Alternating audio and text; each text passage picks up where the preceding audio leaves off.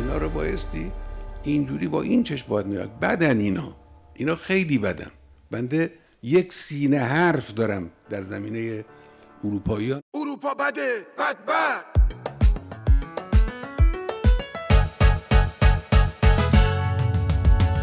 اروپا بده، خیلی بده، با ما قاطی کرده اروپا، قاطی پاتی کرده اروپا، برجام این شیخ حسنو اسقاطی کرده اروپا. اروپا بده، خیلی بده،